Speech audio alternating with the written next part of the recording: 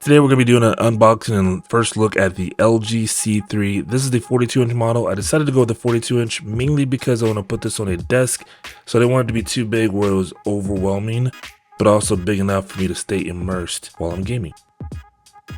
Inside the box you get this cable cover plate, which I'll show you what that looks like with it on. You also get the left and right legs if you're going to be mounting this on a desk. Well, not mounting, but setting it on your desk. There's the left and here's the right. And here's a bundled up package that came with all the other accessories, so like the battery, the remote, the manual, and some other cable tie or cable organizations inside the box. Here's a quick look at the remote. I actually really like the remote. It has a lot of really cool features and really big buttons. Putting the legs on is fairly easy. You just line up the tab. It only fits one way. You slot it in there and then it just comes with 2 screws. Screw both of those in and you're good to go.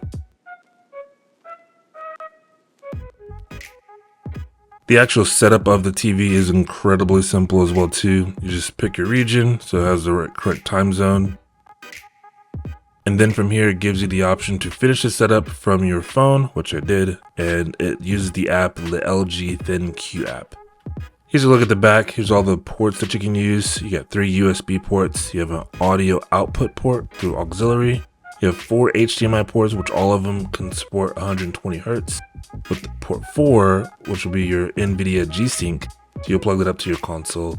You have a LAN port, you have an optical out port, you have an antenna in, which I don't know who still uses that, but then you also have your infrared blaster, which does come with one inside the box. Here's that cover I was telling you about in the beginning. This is what it looks like when you cover it up. It'll neatly bring all your cables to the bottom, so it's nice and neat in the back. And that's it. You plug up your PlayStation 5 to port 4 and it'll have your NVIDIA G-Sync already enabled. It also recognizes that it's a PlayStation when you turn it on. And this camera doesn't do it any justice, but this looks beautiful in person.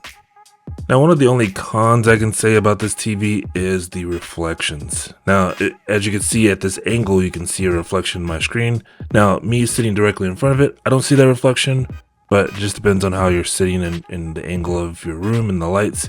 Here's another angle. You're still getting the light reflection off of the walls or objects in the room. So it is, again, still important to have some type of shade in the room if you want the optimal viewing experience. That's going to be it. There's no YouTube video that's going to give you a proper experience of what this looks like. So you will have to go into a store to see it for yourself, but it is beautiful over everything else. Deep blacks, very vivid colors, and the 42-inch size is the perfect size to have on a desk and sit in front of it. It's not too big. I think the 48-inch is too big, and anything bigger, obviously. They don't make anything smaller than a 42-inch. Now, they do have monitors that are 27 inches, or you can get the ultra wide, but I feel like this, if you're looking for a big screen, this is the one to go for.